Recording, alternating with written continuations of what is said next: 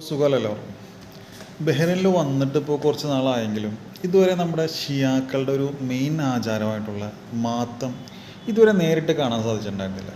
ഒരിക്കൽ മനാമ സൂക്കി കൂടെ പോകുമ്പോൾ അവിചാരിതമായിട്ടാണ് ഇത് കാണാൻ സാധിച്ചത്. മുഹറം മാസത്തിലാണ് ഇത് മെയിനായിട്ട് ചെയ്യുന്നതെങ്കിലും ഞാനിത് കണ്ടത് മുഹറം മാസത്തിലല്ല കേട്ടോ. എനിക്ക് തോന്നുന്നു ഇവരുടെ വേറെയും വിശേഷപ്പെട്ട ദിവസങ്ങളിലും ഇതുപോലെ മാത്തം ഇവർ ആചരിക്കാറുണ്ടെന്ന്. മുഹമ്മദ് നബി സല്ലല്ലാഹു അലൈഹി വസല്ലമയുടെ വഫാത്തിന് ശേഷം, അതായത് മരണത്തിന് ശേഷം വന്ന ഖലീഫമാരെ ചൊല്ലിയിട്ടുള്ള ഒരു അഭിപ്രായ വ്യത്യാസങ്ങളൊക്കെയാണ് ഈ മുസ്ലിം സമുദായത്തിൽ ഉണ്ടായിട്ടുള്ള ഭിന്നതകളുടെയും കലാപങ്ങളുടെയൊക്കെ ഒരു മൂല കാരണമായിട്ട് പറയുന്നത്. ഇത് മുസ്ലിങ്ങൾ തമ്മിലുള്ള യുദ്ധങ്ങൾക്ക് വരെ കാരണമായിട്ടുണ്ട്. ഇതുപോലെ നടന്നൊരു കർബല യുദ്ധത്തിൽ നബിയുടെ പേരമകനായിട്ടുള്ള ഹുസൈൻ റളിയല്ലാഹു അൻഹു മരണപ്പെടുകയുണ്ടായി.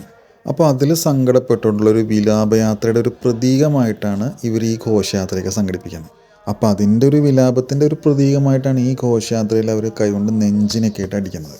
ഒന്ന് രണ്ട് വീഡിയോകളിൽ ഞാൻ കണ്ടിട്ടുണ്ട്. ചങ്ങല കൊണ്ടും മൂർച്ചേറിയ ആയുധങ്ങൾ കൊണ്ടൊക്കെ ഇവർ ദേഹത്തിട്ട് അടിക്കാറുണ്ട്. ഈ ഷിയാക്കളിൽ തന്നെ ഒരുപാട് ഗ്രൂപ്പുകളൊക്കെ ഫോം ചെയ്തിട്ടുണ്ട്. അപ്പോൾ അവർ അതിലെല്ലാ ഗ്രൂപ്പുകളും ഇതുപോലെ ദേഹത്തിട്ട് അടിക്കുന്ന പ്രവൃത്തിനെയൊന്നും അംഗീകരിക്കുന്നില്ല, അനുകൂലിക്കുന്നില്ല എന്നുള്ളതാണ് എനിക്ക് മനസ്സിലാക്കാൻ സാധിച്ചത്. ഇറാൻ കഴിഞ്ഞാൽ മധ്യേഷ്യയിലെയും അതുപോലെ തന്നെ GCCയിലെ ഒരേയൊരു ഷിയ ഭൂരിപക്ഷ രാജ്യമാണ് ബഹ്റൈൻ.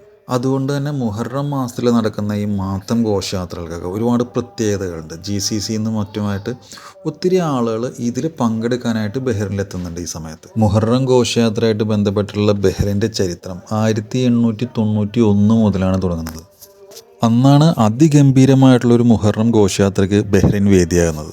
സെൻട്രൽ മനാമയിലുള്ള ഇമാം ഹുസൈൻ അവന്യൂ ആണ് മുഹറം ഘോഷയാത്രകളുടെയൊക്കെ ഒരു കേന്ദ്രബിന്ദു.